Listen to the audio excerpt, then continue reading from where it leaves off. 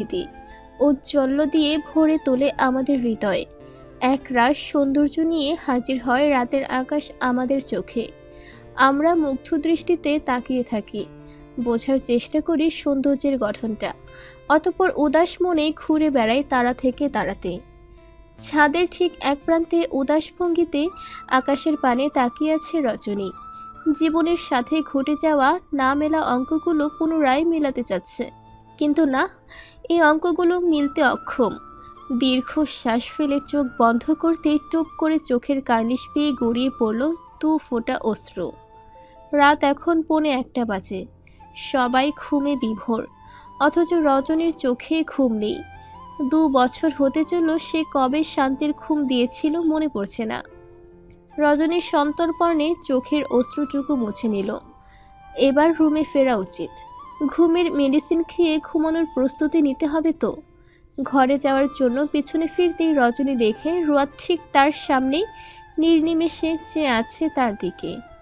রজনী চমকালো না, মৃদু হেসে বলে, কখন এসেছিস বুঝতেই পারিনি।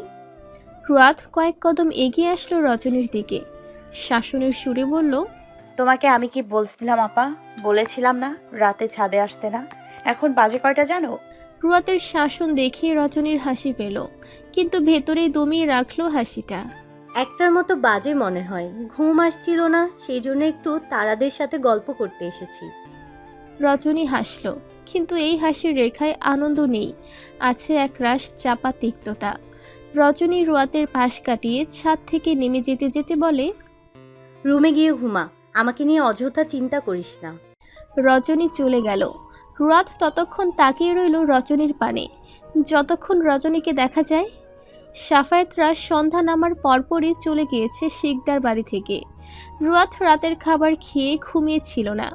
রুয়াতের রুমের দরজা খোলা রেখে লাইট বন্ধ করে বিছানায় আধশোয়া হয়েছিল। যেহেতু ছাদে যেতে হলে রুয়াতের রুম ক্রস করেই যেতে হয়, রজনী ছাদে যাওয়ার সময়ই রুয়াত দেখতে পেয়েছিল তার বোন ছাদে যাচ্ছে। সেজন্য শোয়া থেকে উঠে সেও ছুটে আসে বোনের পেছনে ছাদে।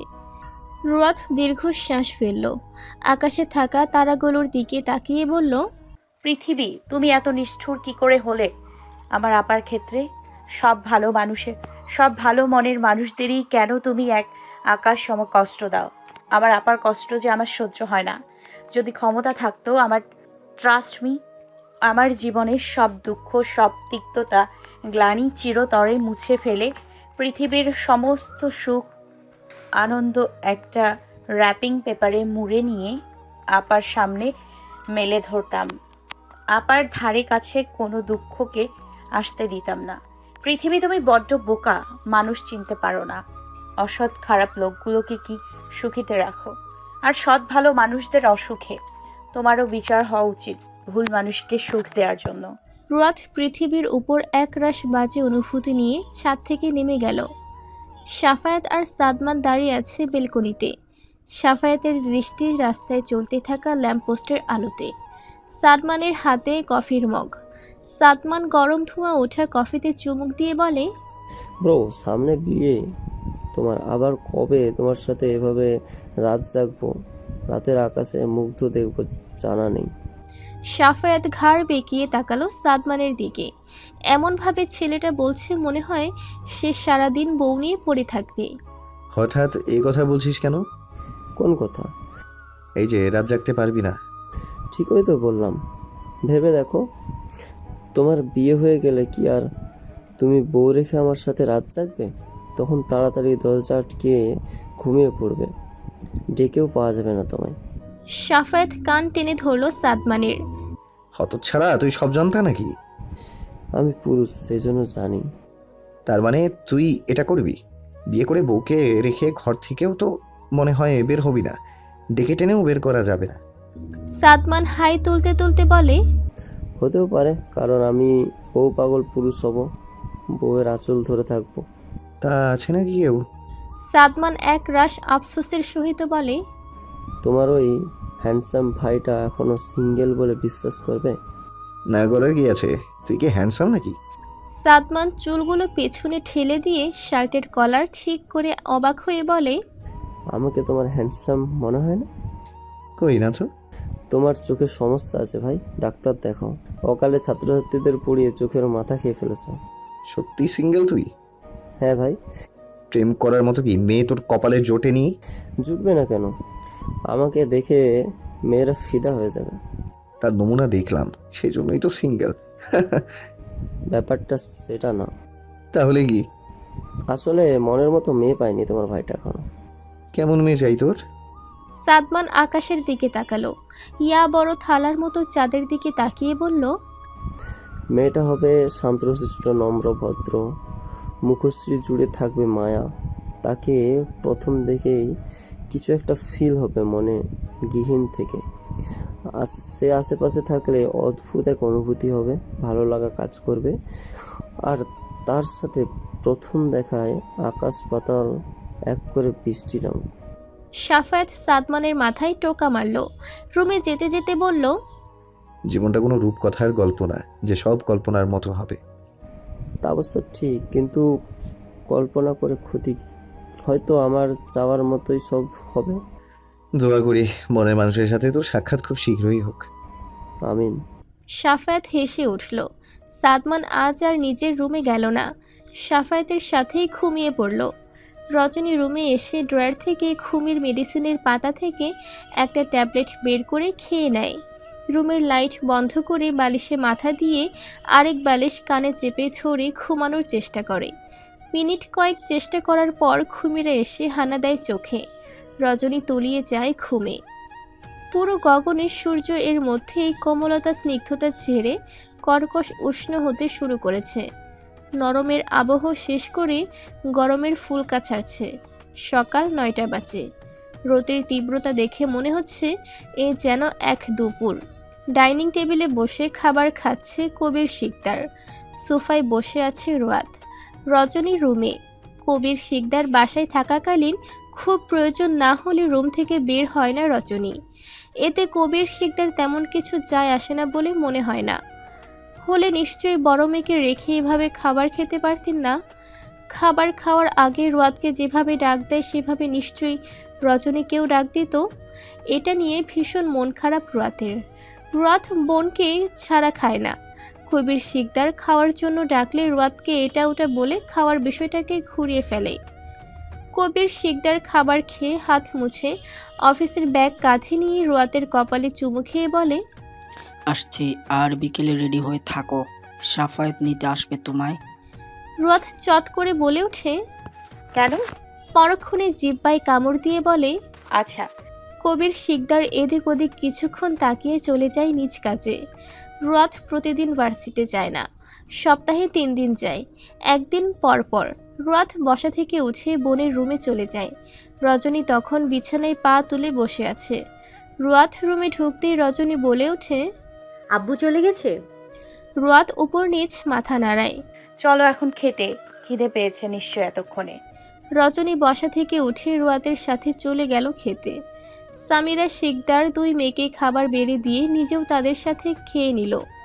বিকেল তখন বাজে আনুমানিক 4টা 15। আকাশের অবস্থা তেমন একটা সুবিধার না, কেবল মেঘলা মেঘলা করছে। রোয়াত ম্যাজেন্টা কালারের কুর্তি পরে বিছানায় বসে আছে। সামনেই দাঁড়িয়ে আছে রজনী আর সামিরা শিকদার। রোয়াত রজনীকে ছাড়া যাবে না। এদিকে রজনী রোয়াতকে বারবার বোঝাচ্ছে সে যাবে না। বাবার কানে গেলে নিশ্চয়ই ঝামেলা হবে। তার থেকে বড় কথা, ছোট বোন আর বোনের হবু স্বামীর মধ্যে গিয়ে সে কি করবে। কিন্তু রোয়াত শুনছে না। তার বোন কতটা দিন হলো বাড়ির বাহিরে যায় না। আজ যখন সুযোগ পেয়েছে সে নিয়ে যাবে তার বোনকে।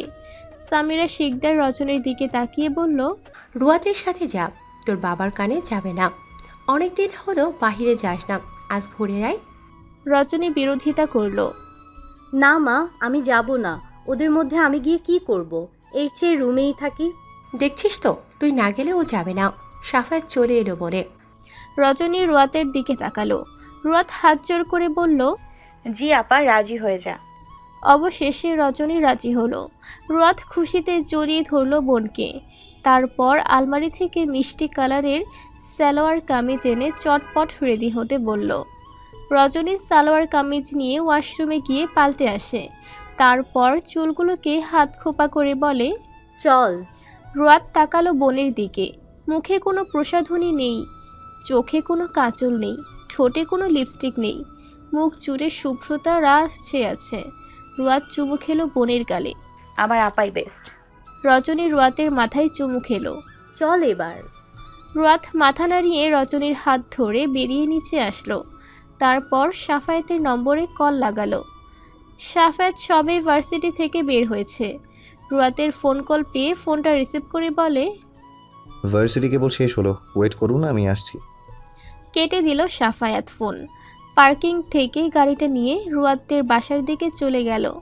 রুয়াত আর রজনী বাড়ির সামনেই দাঁড়িয়ে আছে। সাফায়াত চলে আসলো মিনিট 20 মধ্যে। গাড়ির জানালা দিয়ে দেখলো রুয়াতের পাশে রুয়াতের মা ব্যতীত আরও একটা মেয়ে দাঁড়িয়ে আছে। সাফায়াত গাড়ি থেকে বের হয়ে সালাম দিল সামিরা শিকদারকে। সামিরা শিকদার বলল, সাবধানে যাবে সাফায়াত, মেয়ে দুটোকে নিয়ে আবার সাবধানে দিয়ে যাবে।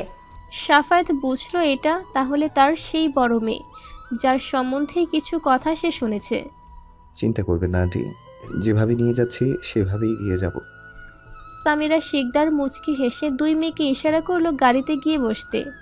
রুয়াত রজনীর হাত ধরেই পেছনের সিটে বসলো। রজনী রুয়াতকে বলল সামনে গিয়ে বসতে, কিন্তু রুয়াত শুনল না। সাফায়েত ভ্রু কুচকালো রুয়াতকে পেছনে বসতে দেখে। বলতেও পারছে না সামনে এসে বসতে। সামনে কেউ না বসলে তাকে ড্রাইভার মনে হবে। সাফায়েত গাড়িতে উঠে গাড়ি স্টার্ট দিতেই ফোন বেজে ওঠে। সাদমান কল করছে। সাফায়াত ব্লুটুথ কানেক্ট করে কানে নিল। কই তুমি ব্রো? গাড়িতে। গাড়িতে কি করো? তোর মাথা করছি গাথা, কিসের জন্য ফোন দিয়েছিস বল। আজ না ভাবিকে নিয়ে বেরোনোর কথা তোমার? হ্যাঁ। তো যাচ্ছ না কেন? কে বললো আমি যাচ্ছি না? মানে? মানে তোর ভাবিকে নিয়েই বেরিয়েছি।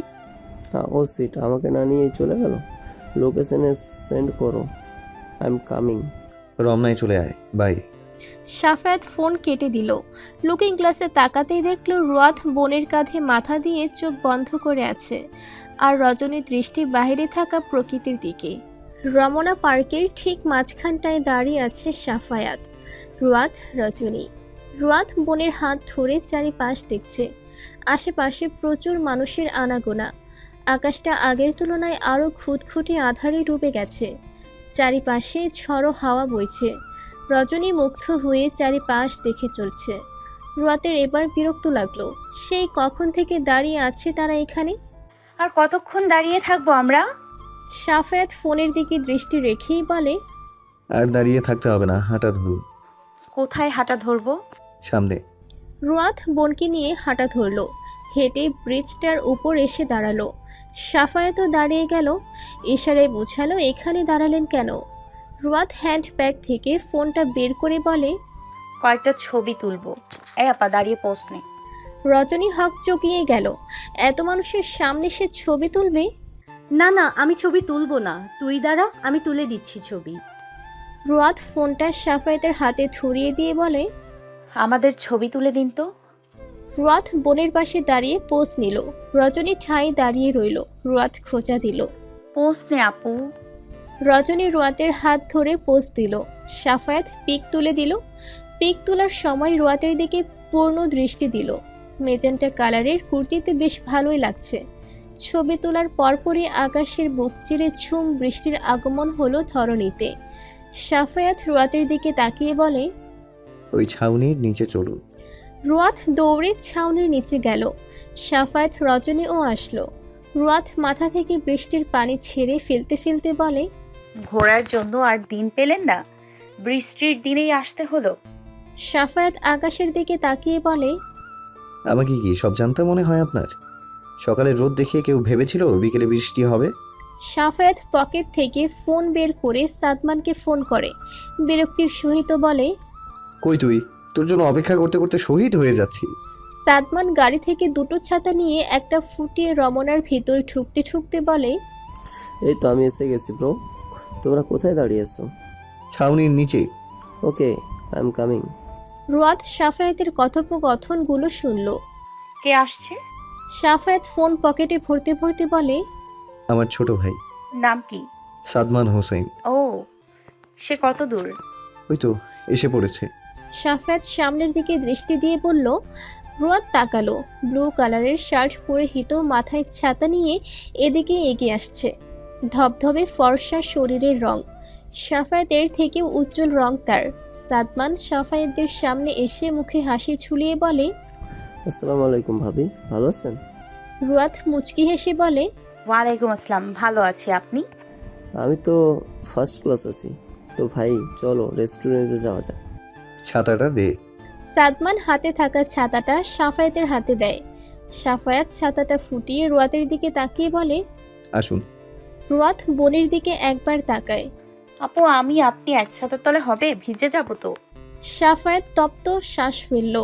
এই মেয়ে ভীষণ বোন পাগল, তা এতক্ষণে বুঝে গেছে। একটুর জন্য হাতছাড়া করেনি রজনীর। আপনি আসুন, রজনীকে সাদমান নিয়ে আসবে। রুয়াত বোনের হাত ছেড়ে দিয়ে বলে। আপু, তুমি এই ভাইয়াটার সাথে আসো। রজনী তাকালো সাদমানের দিকে। সাদমান এতক্ষণ খেয়ালই করেনি রজনীকে। সাদমান সাফায়াতের দিকে চেপে গিয়ে বলে, ব্রো, এটা তোমার শালিকা? হ্যাঁ, বড় শালিকা। মানে আমার বড় সেই তাহলে? হ্যাঁ। সাদমান হতাশ হলো এত সুন্দর একটা মেয়ে তার সিনিয়র দেখে।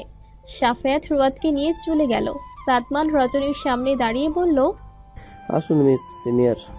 রজনী ছাতার নিচে দাঁড়ালো, সাদমানের থেকে অনেকটাই দূরত্ব রেখে। সাদমান রজনীর দিকে তাকালো। খুবই সুশ্রী রূপ মেয়েটার, সাদা মাটা মুখের গড়ন। মনের মতোই তো সব হচ্ছিল। বৃষ্টিও পড়ল প্রথম সাক্ষাতে, কিন্তু এ তো সিনিয়র। বিষয়গুলো নিয়ে ভাবতে ভাবতে রেস্টুরেন্টে এসে পৌঁছে গেল। সাফায়াত রুয়াতকে নিয়ে এক টেবিলে বসেছে, সেখানে চেয়ার দুটোই। সাফায়াত সাদমানকে টেক্সট করে বলল রজনীকে নিয়ে আলাদা বসতে। সাদমান রেস্টুরেন্টের ভেতরে এসে একটা ফাঁকা চেয়ারে বসে রজনীকে বলল, মিস সিনিয়র এখানে বসুন। রোয়ার ভাবি ওদিকে না যাওয়াটাই বেটার, তাদের স্পেস দরকার। রজনীও বুঝলো বিষয়টা, সেজন্য সাদমানের সামনে চেয়ার টেনে বসলো। সাদমান মেনু কার্ড দেখে বলে, কি খাবেন সিনিয়র? রজনীর বিরক্ত লাগছে এই ডাকটা। সাদমানের দিকে তাকিয়ে বিরক্ত নিয়ে বলে, আমি যেহেতু আপনার সিনিয়র, তাই সিনিয়র না ডেকে আপু বলে ডাকুন, শুনতে ভালো দেখাবে। সাদমান তড়িৎ গতিতে রজনীর পানে তাকিয়ে অবাক কণ্ঠে বলল, আপু ডাক আমি? ইম্পসিবল মিস সিনিয়র, আপনাকে আপু ডাকাটা হজম হবে না আমার। Miss সিনিয়রই best. রজনী কথা বাড়ালো না, সে চাইছে যত তাড়াতাড়ি সম্ভব বাসায় ফিরতে। কি খাবেন বলেন না তো? যা ইচ্ছে হয় অর্ডার দিন। সাদমান ওয়েটারকে ডেকে বার্গার আর কোক অর্ডার দিল। রুয়াত বোনকে সাদমানের সাথে বসতে দেখে নিশ্চিন্ত হয়। সাফায়াত চিকেন তন্দুরি আর বার্গার অর্ডার দিয়েছে। ওয়েটার এসে খাবার দিয়ে গেলে সাফায়াত রুয়াতকে বলে, খাওয়া শুরু করুন। রুয়াত চিকেন তন্দুরি খাওয়া শুরু করলো। আমাদের বিয়েটা কিন্তু হচ্ছে রুবাত। জানি। এখনো কোনো অমত আছে আপনার? না। মন থেকেই করছেন বিয়ে? না, মস্তিষ্ক থেকে বিয়েটা করছি। মানে? পানটা সিম্পল, মন থেকে বিয়ে করলে মুখে আমার হাসিটা লাজুক থাকতো, কিন্তু আমার মুখে কোনো লাজুক হাসি দেখেছেন? হ্যাঁ, দেখেছিলাম সেদিন। কোন দিন? সেদিন রিক্সা থেকে পড়ে যেতে নিয়েছিলেন। রুয়াতের মুখ চুপসে গেল। এই লোক এখনো মনে রেখেছে ওটা, আবার শরমও দিচ্ছে। সাফায়াত বাঁকা হাসলো রুয়াতকে চুপ হতে দেখে। মনে মনে বলল, আপনি ঠেস দিয়ে কথা বলতে জানলে আমিও কম জানি না মিস রুবাত। বিয়েটা যেহেতু হচ্ছেই, তাই নিজেকে অত ভদ্র আপনার সামনে রেখে লাভ নেই, ক্রমশ বেরিয়ে আসবে। এদিকে সাদমান খাচ্ছে আর রজনীকে আর চোখে দেখছে। রজনী বেশ বুঝতে পারছে, কিন্তু বলছে না কিছুই। সাদমান বার্গারে কামড় দিয়ে কোল্ড ড্রিঙ্কসের গ্লাসটা হাতে নিয়ে বলে, মিস সিনিয়র আপনি কি ম্যারিড? রজনী থমকে গেল কথাটা শুনে। হাতে থাকা বার্গারটা প্লেটে আকস্মিক পড়ে গেল। আশেপাশে তাকালো, পাশ থেকে টিস্যু নিয়ে হাত মুছে বলল, না না, আমি ম্যারিড না। সাদমানের মুখে অজান্তেই হাসি ফুটল। পড়াশোনা করতেছেন এখনো? না। শেষ পড়াশোনা? না। সাদমান অবাক হলো। তাহলে করেনটা কি আপনি? জব করেন? রজনী বিরক্তি নিয়ে বলল, না, আমি বাসাতেই থাকি। সাদমানের কৌতূহল হচ্ছে রজনীকে নিয়ে। রজনী কি রুয়াতের আপন বোন নাকি কাজিন? রজনী রুয়াতকে মেসেজ দিয়ে বলল, আমি বাসায় যাব রুয়াত, ভালো লাগছে না। রুয়াত মেসেজটা পড়েই বসা থেকে উঠল। সাফায়াত আকস্মিক রুয়াতের উঠে দাঁড়ানো দেখে রুয়াতের মুখের দিকে তাকাতেই রুয়াত বলে, বাসায় ফেরা উচিত আমাদের, সন্ধ্যা হয়ে গেছে। সাফায়াত তাকালো থাই গ্লাসের দিকে। সত্যি সন্ধ্যা হয়ে এসেছে। সাফায়াত বিল পে করে সাদমানের টেবিলে আসলো। সাদমান এখনো খাচ্ছে। সাফায়াত বিরক্ত নিয়ে বলল, হ্যালো বন্ধুরা, পরবর্তী পার্ট খুব তাড়াতাড়ি আসবে, তো সবাই অপেক্ষায় থাকো। আর চ্যানেলটি যারা এখনো সাবস্ক্রাইব করনি তারা পরবর্তী পার্ট দেখার জন্য চ্যানেলটি সাবস্ক্রাইব করে রেখো। ধন্যবাদ সবাইকে, আমাদের সাথেই থেকো।